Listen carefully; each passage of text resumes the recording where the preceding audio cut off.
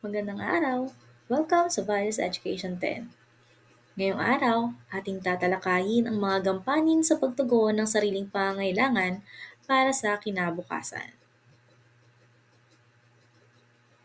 Bilang pamantayang pangnilalaman, natutuhan ng mag-aaral ang pag-unawa sa mga gampanin upang tugunan ang pangangailangan ng sariling kinabukasan.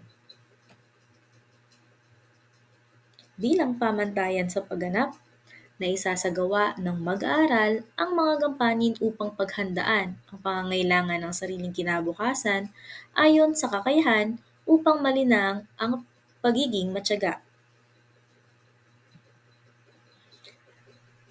Bilang layunin pang pagkatuto, nakapagsusuri ng mga gampanin upang tugunan ang pangangailangan ng sariling kinabukasan. At ang ating lilinanging pagpapahalaga ngayong araw ay ang pagiging matyaga. Ating balikan ang mga nakaraang aralin. Ating sagutin ng mga sumusunod na katanungan. Una, magbigay ng pansariling gampanin sa mga isyung panlipunan na nakaaapekto sa dignidad ng tao.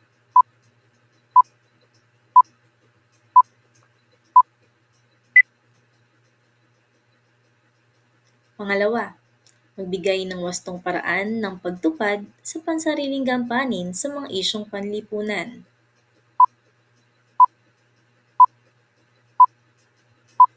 Pangatlo, bakit mahalaga ang dignidad ng tao?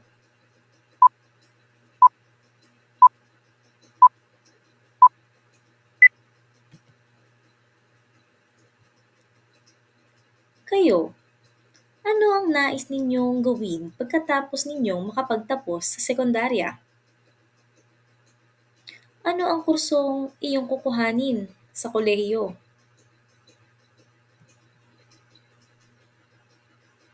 Ano ang kailangan mong gawin upang maisagawa ito? Paano mo ito gagampanan? Bago tayo pumunta sa ating aralin, alamin muna natin ang kahulugan ng mga salitang ito. Una, ang gampanin. Ang gampanin ay ang pagtupad o pagganap sa mga gawain o layunin. Pangangailangan naman ang mga bagay na kinakailangan nating mga tao upang maging masagana, maligaya at matagumpay sa buhay.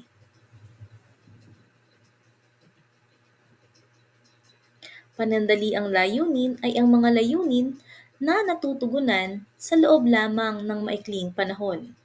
At pangmatagalan naman kung ang layunin ay natutugunan sa loob ng mahabang panahon. Atin nang alamin ang mga gampanin sa pagtugon ng sariling pangangailangan para sa kinabukasan. Ang pagtugon sa sariling pangangailangan para sa hinaharap ay isang kritikal na bahagi sa pagbuo ng matatag at maayos na kinabukasan. Ang hinaharap ay hindi nakaukit sa bato, ngunit ang panulat at papel ay nasa iyong mga palad upang makasulat ng magandang hinaharap. Ang pagtugon sa sariling pangangailangan para sa hinaharap ay isang kritikal na bahagi sa pagbuo ng matatag at maayos na kinabukasan. Sa pamamagitan ng pagpaplano at paghahanda para sa hinaharap, mahalaga na may kakayahan ang isang tao na mag-analisa at magdesisyon sa mga hakbang na dapat gawin upang matugunan ang kanilang mga pangangailangan.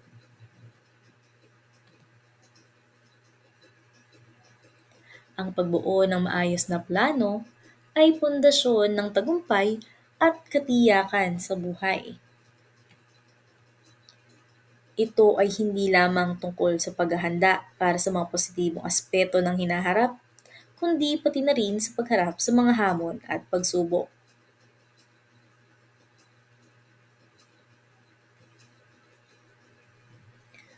Narito ang mga gampanin upang matugunan ang ating mga sariling pangailangan. Una ay ang pagiging handa. Ito ay nagbibigay ng pagkakataon na maging alerto sa anumang mga hamon o pagsubok na maaring dumating. Sa pamamagitan ng pagtatag ng mga estratehiya at paggawa ng mga hakbang, nakatutulong ito sa paghahanda sa mga potensyal na sitwasyon tulad ng mga suliranin sa pinansyal o anumang kaganapan sa hinaharap.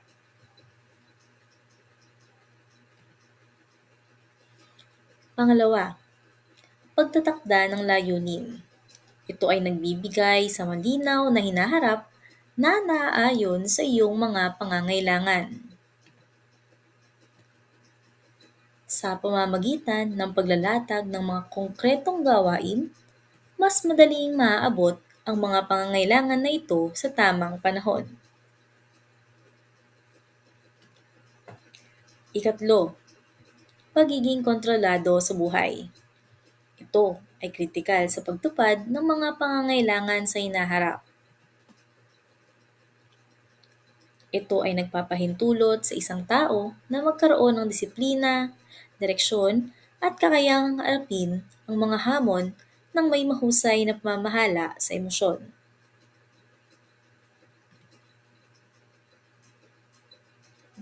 Maayos na pamamahala sa pinansyal o material na resources. Ang patuloy na pagtaas ng mga pangangailangan at ang hindi mababatid ng mga pangyayari sa buhay ay nagtutulak sa atin na maging mas maingat at mas responsable sa mga hamon ng pananalapi. Ito ay ayon kay Majid nitong taong 2023.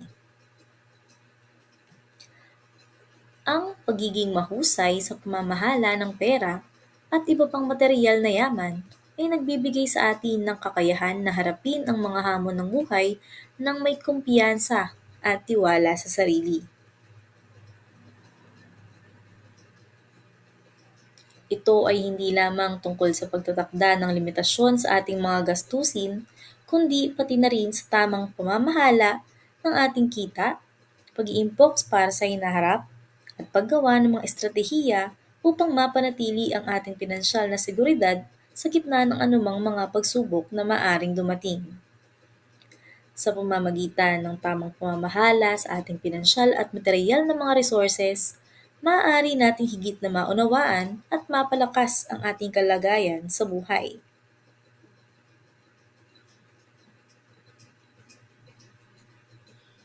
Ngayon, ating gawin itong gawain bilang isa, na may pamagat na pagkilala sa personal na pangangailangan. Maglaan ng oras at pagpapahalaga sa pagkilala sa sariling pangangailangan upang magkaroon ng malinaw na plano para sa kinabukasan.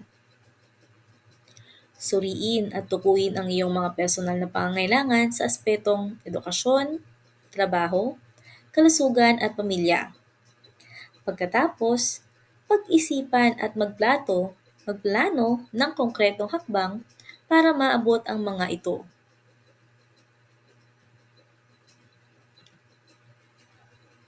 Ilagay ang iyong mga kasagutan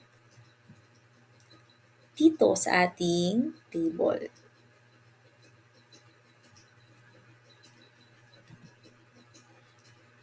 Sana ay marami kayong natutunan ngayong araw. Kita tayo sa susunod na aralin.